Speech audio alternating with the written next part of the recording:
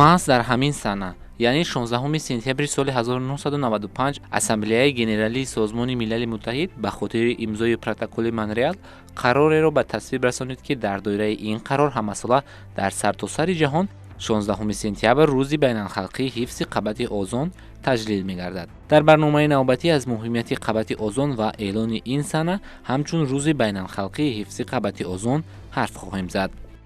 ҳаёт дар сайёраи мо фақат баъд аз он рӯ ба инкишоф диҳод, ки дар қабати стратосфера қабати озон ташаккул ёфт. қабате ки тамоми мавҷудоти рӯи заминро аз таъсири ҳалокатовари нурҳои ултрабунафши офтоб муҳофизат менамояд.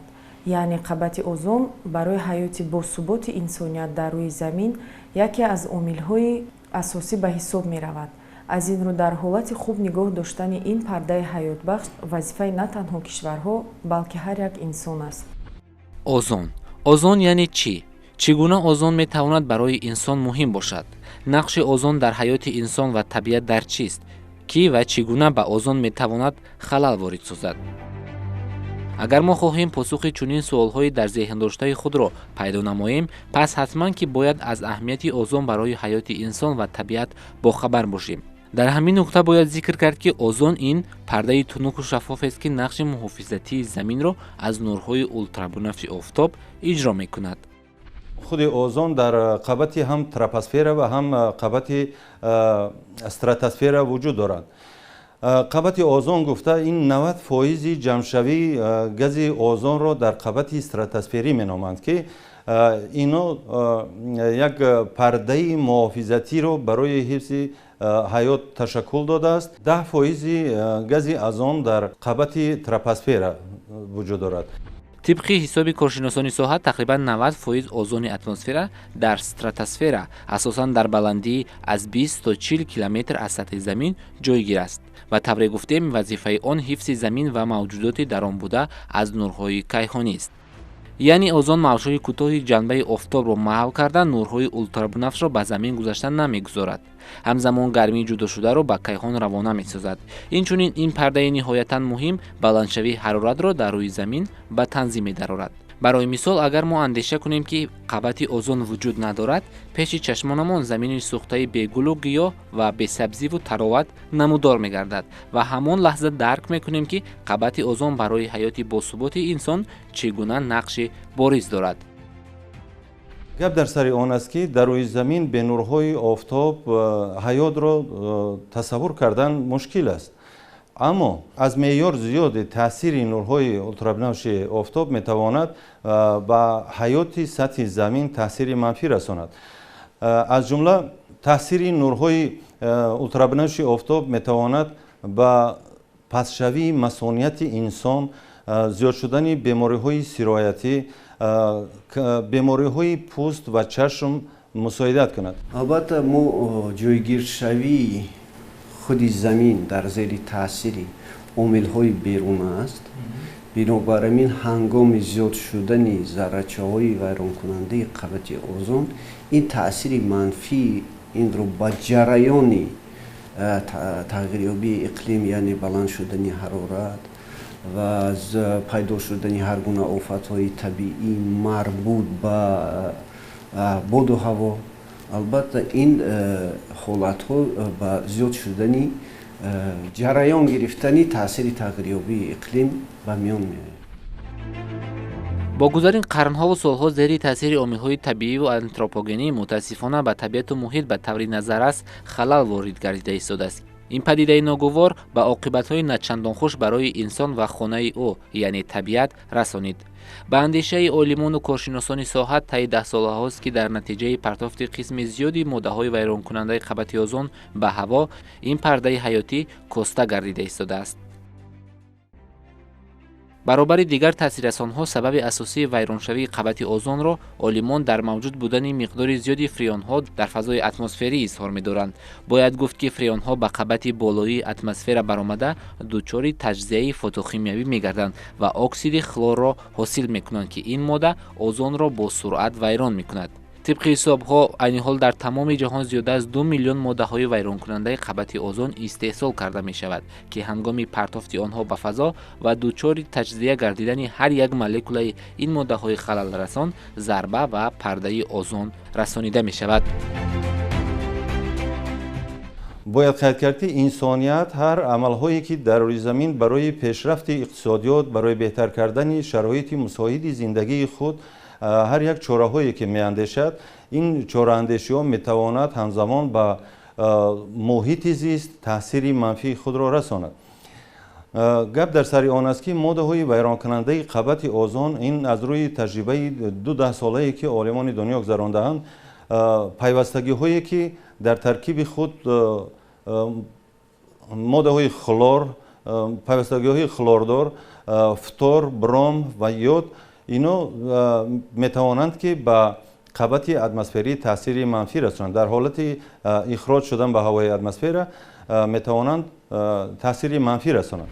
به شبهه در نتیجه واردشوی ماده‌های ویرانکننده به فضا و قبط اوزون، مناسبت قبط اوزون به زمین و انسان تغییر می‌یابد. یعنی در نتیجه تنک شدن قبط اوزونی به پس شدن صفت هوا آورده می‌رساند که این به حیات موجودات زنده تأثیر منفی رسانیده افزایش نباتات را پس می‌گرداند. در این برابر ضمن تأثیر به افزایش نباتات خلل جدی به ساحه کشاورزی می‌رسد که از این ساحه امنیت عضوقواری هر یک کشور وابستگی دارد. جایگیرشوی اون گرچنده که در بلندی‌های از 10 تا 40 کیلومتر باشد در قسم استراتوسفری حمایه زمین، لیکن تأثیر اون البته بر رشد و نشو و نمای رستنی‌ها به تاثیر نیست. البته هنگام زیاد شدن ذره‌های ویران کننده قبط اوزون اون تاثیر خود را به طبیعت می‌رساند. در حالت کاهش یافتن کنسنتراسیون اوزون در هوا سوراخی‌های اوزونی پیدا می‌گردد. در جای این سوراخی‌ها کنسنتراسیون اوزون کم می‌شود که در نتیجه افکنشات نورهای اولترابنفت زیاد می‌شود و به حیات در روی زمین مشکلات به میان می‌آورد. طبق حساب کارشناسان از هر یک اتم خلور می‌تواند 1000 مولکول اوزون نیست گردد و اگر اینجا به طور خیلی ساده حساب نماییم که دوام 24 ساعت یک شبانه روز در سرتاسر سیاره به حساب پسترین یک اتم خلور به اتمسفر پرتافته شود و 1000 مولکول اوزون نیست گردد، پس وای بر حال قبط حیاتاً مهم اتمسفر که وضع و حالتش چگونه خواهد بود. امروزها ما میدونیم که ماده‌های ویران کننده قبط اوزون در ساحه کشاورزی، در ساحه صناعت و در اشیاءهای خنک کننده، یعنی که کنسنرها، یخدانها و اون ظرف‌هایی که برای ماده‌های خوشبو کننده استفاده می‌شوند، این ضرورت داره، استفاده آنها ضرورت داره. اما حفظ محیط زیست، حفظ قبط اوزونی، حفظ حیات این افضلیت بیشتر دارد. از این لحاظ ما جامعه جهانی امروز برانند که باید که ماده‌های آلترناتیوی برای خنک کننده همچون خنک کننده ها باید استفاده کرده شوند که هم با پیشرفت اقتصادیات، با پیشرفت زندگی تاثیر منفی نرسد، هم با محیط زیست و حفظ قبط اوزون آسیب نرسد. اگر اهمیت و نقش اوزون را در حیات انسان و محیط زیست او آموزیم، موضوع است به نهایت فراخ و دامندار. تا این دم تا اندازه از مهمیت و نقش اوزون مختصراً گفتیم. اکنون در مورد پیشگیری از خرابشوی این قبط حیاتاً مهم شرح می‌دهیم. یکی از سندهای سطح بین المللی که در مورد حفظ اوزون، پیشگیری از خرابشوی، نقش و عاقبت‌های خرابشوی اوزون برای انسانیت هشدار داده مناسبت آن را در روند زندگی و فعالیت روزمره‌اش به تنظیم آورد، این کنونسیون وین است. کنونسیون وین درباره حفظ قبط اوزون و پروتکل مونرئال اوید به ماده‌های ویران کننده قبط اوزون نمونه عالی همکاری‌های بین المللی به شمار می‌روند که در تمام سیاره پرتافت ماده‌های خلل رسان را به فضا و اوزون از جانب استفاده برندگان به تنظیم درآورند. бояд гӯем ки тағйиротҳое дар атмосфера рӯйдиҳанда хусусиятҳои маҳаллӣ надорад, балки ба тамоми аҳолии сайёра таъсир мерасонанд. онҳо боиси сар задани як қатор проблемаҳои экологии глобалӣ ба монанди вайроншавии қабати озони замин ва гармшавии иқлим мегарданд. конвенсияи озон ин яке аз конвенсияҳои аввалине ки дар самти ҳифзи муҳити зист соли 1985 қабул гардид. албатта натиҷаи имрӯзаи ин конвенсия хеле назаррас аст. гарчанде ки аз тарафи коршиносони ҷаҳон ва олимони ҷаҳон инчунин созмони милали муттаҳид таъкид карда шудааст ки то соли 2050 аллакай моддаҳои вайронкунандаи қабати озон бояд ки ба нестӣ равад. бинобар ҳамин эълон намудани зарурати рӯзи ҳифзи озон ин аз ин сарчашма мегирад ки чунин корҳои назаррас дар сатҳи байналмилалӣ ба анҷом расонида шудааст ки имконияти ҳифз намудани қабати озонро инсоният ба он мушарраф гашта истодааст. бинобар ҳамин эълон намудани рӯзи ҳифзи қабати озон ин як гӯё ки дастоварди бузург дар самти ҳифзи муҳити зист аст. қабули ин санадҳои ҳуқуқии байналхалқӣ барои танзим намудани моддаҳои вайронкунандаи қабати озон саҳми босазо гузоштанд. ин аст ки аз рӯи мушоҳидаи олимон соли 1996 давлатҳои тараққикарда қариб зиёда аз 90% моддаҳои истифода ва истеъмоли моддаҳои вайронкунандаи қабати озонро коҳиш доданд. яъне дар сатҳи байналмилалӣ имрӯзҳо барои кам кардани таъсиррасонӣ ба қабати озонии стратосфера чораҳои дахлдор андешида шуда истодаанд. иваз шудани ҳолати табиат ва хусусан таъсири он ба тағйирёбии иқлим хеле назаррас мешавад. бинобар ин қабул намудани чунин конвенсияҳои байналмилалӣ ва пешгирии ин омилҳо, пас кардани газҳои гулхонавӣ дар атмосфера, ин омилҳое мебошанд ки ҷиҳати пешгирии худи таъсири тағйирёбии иқлим аст. албатта ба ин роҳҳо агар ки мо имкониятҳои имрӯзаро истифода набарем, албатта ин таъсири манфии худро барои наслҳои оянда расониданаш мумкин аст. бо дар назардошти оне ки фазои атмосферӣ сарҳад надорад ва дар натиҷаи таъсир ба қабати озон ва ба амал омадани офатҳои гидрометеорологӣ дар кишвари мо низ метавонад паёмадҳои нохуш ба миён орад. аз ин лиҳоз тоҷикистон мутобиқи қарори маҷлиси намояндагони маҷлиси олии ҷумҳурии тоҷикистон соли 1997 таҳти рақами 576 протоколи Монреалро ба тасвиб расонид ва ҳамчунин соли 2009 иловаҳои Копенгаген, Монреал ва Пекин протоколи Монреалро оид ба моддаҳои вайронкунандаи қабати озон таҳти рақами 1279 ҳамроҳ намуд, ки мутобиқи ин санади сатҳи байналмилалӣ истифодаи моддаҳои вайронкунандаи қабати озон ва партофти онҳо ба фазо дар кишвари мо аз ҷониби ниҳодҳои дахлдор танзим карда мешавад. амнияти экологии ҳар як мамлакат қисми таркибии амнияти миллии он ба шумор меравад. аз ин рӯ ҷумҳурии тоҷикистон бо назардошти аҳамият ва ҷиддияти вазъи экологӣ ба вазъу ҳолати муҳит ва таъмини амнияти экологии шаҳрвандон таваҷҷӯҳи зиёд зоҳир менамояд.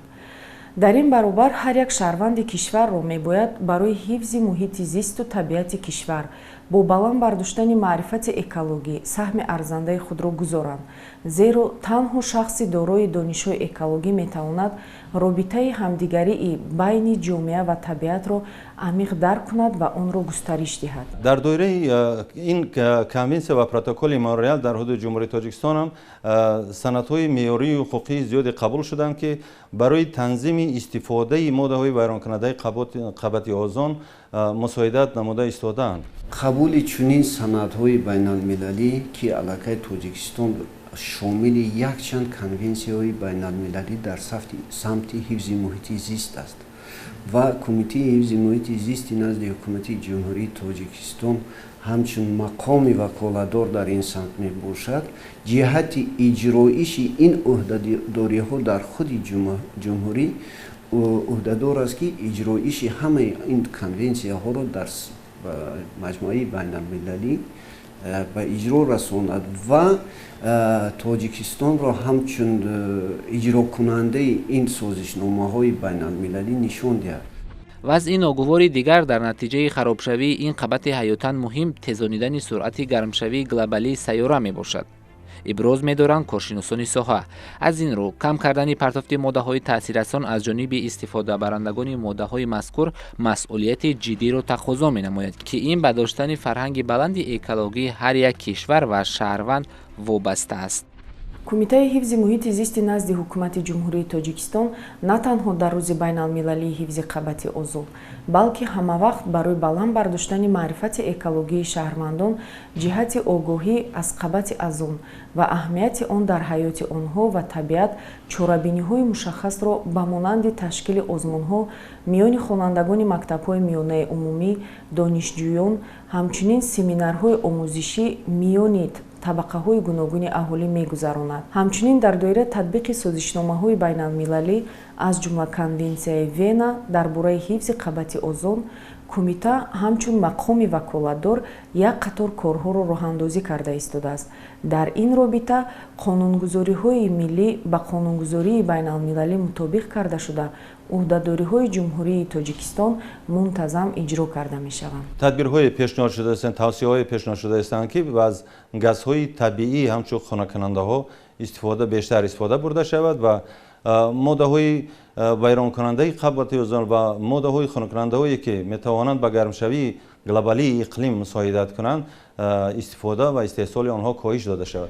مسلم است که در کشور ما ماده‌های ویرانکننده قبط اوزون استحصال نمی‌شود، ولی استفاده چنین ماده‌ها در میان مردم ما وسیع پهن گردیده است. از این رو بهر پیش از همه حفظ سلامتی خود، جامعه، محیط سکونت خویش، ما استفاده برندگان را می‌باید فرهنگ بلند اکولوژی داشته باشیم، زیرا طور بالا گفتیم هنگامی به فضا رفتن هر یک اتم خلور که ماده ویرانکننده اوزون دانسته می‌شود، هزار مولکول اوزون نیست می‌شود. پس انتخاب آینده درخشان برای خود و نسل‌های بعدی در دست ماست. نباید فراموش کنیم که زمین، طبیعت، محیط خانه ما انسان هاست. پس ما رو می‌باید خانه خود را گرامی دانست.